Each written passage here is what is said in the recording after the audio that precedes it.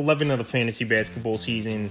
And here's a few forwards selling trade this week. The first guy is Zion Williamson of the New Orleans Pelicans. So Zion Williamson, I know it's been a good year for him, but injuries have been a problem throughout his career. And I just think his conditioning isn't all that great as well, where his body might break down as the season goes on. And his numbers definitely dropped off a bit as well, scoring the basketball from last season in the games we saw him till this year. So on the year, 22 points a game, 6 rebounds, 4.6 assists, a steal, and 58% from the field. So with Zion, you're not going to get three-point shooting.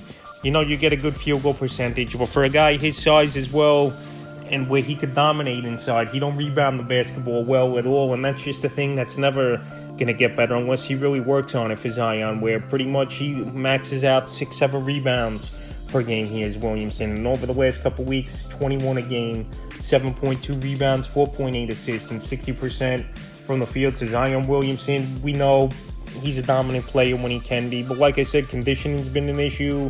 And for the most part, he's not rebounding the basketball well. We've seen some games where he'll get a double-double, but most games, like I mentioned, 5-6 rebounds. He's getting December 28th versus Utah, 21 points, 10 rebounds, 8 assists, a block, 71% from the field. December 31st versus the Lakers, 26 points, 4 boards, 6 assists in that one, 66% from the field. And January 2nd versus the Nets, 10 points only, 3 rebounds, 5 assists, a block, 55% from the field. So right now, Williamson, he's playing good basketball. But the key with him, obviously, he's been healthy the whole season here. But I don't know if he's going to hold up, like I said, is Williamson. And I know a lot of players get injured. You can't think that way. But the way Zion's track record has gone over the first few seasons of his NBA career, he's not really a player I could count on week in and week out to be in your fantasy lineup, obviously. And a guy towards the end of the year as well, where I could see load management come into play. So right now, while he's playing pretty good basketball, and health has been a main plus here for Zion Williamson. He's a sell this week, and I'm not saying sell these players just for anything, but if you could get a good deal and sell high on some of these players I mentioned in these videos, he's one of them this week. The next sell is Jalen Johnson of the Atlanta Hawks. So Johnson, he's been playing good. We know he missed a bunch of time early in the season. He has Johnson games from late November all the way pretty much to end of December. So he missed a month of the season with Johnson. But since he's returned, he's played good basketball. So on the season for Johnson, 14.6 points a game, 8.1 rebounds, 2.7 assists, a steal, 1.1 threes, and 59% from the field. In the last couple weeks since he returned to the lineup, 16.7 points a game, 12.3 rebounds, 4 assists, a 3, and 59% from the field. So Johnson, he's a good talent, no doubt about it.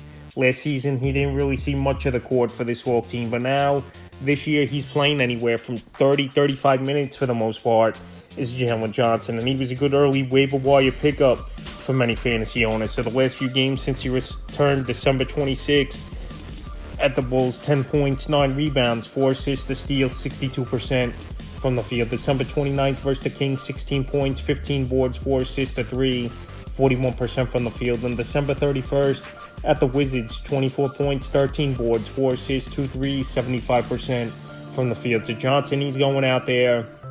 He's playing great basketball for this Hawk team, no doubt about it. He's back in action here tonight versus the OKC Thunder, where I think he could put up numbers. But scoring the basketball, I think, is going to drop down a little bit. When you got guys like Trae Young, DeJounte Murray, and DeAndre Hunter over there, I think his scoring's not going to be as consistent, where I think he maxes out 12, 13 points a game. But right now, while he's hot, looking healthy, and playing good basketball, Johnson's a sell high this week in the third and final forward.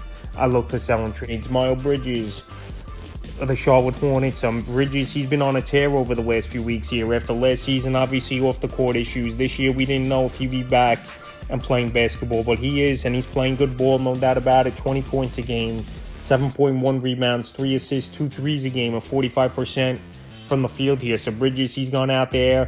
He's putting up big numbers, and right now he's a sell-high candidate because when LaMelo Ball returns to the lineup, his scoring and his usage is going to go down a little bit in terms of touching the basketball and putting up high-scoring games. And right now, like I said, you don't even know with him as well what could happen with Bridges. So December 29th to Phoenix, 11 points, 7 boards, 6 assists, a steal, a 3, 25% from the field. January 1st at Denver, 26 points, 9 boards, 5 assists, a steal, 3 threes, 71% from the field. And January 2nd at the Kings, a monster game. 27 points, 5 boards, 3 assists, a steal, 3 threes, 50% from the field. To Bridges, like I said, he's putting up points.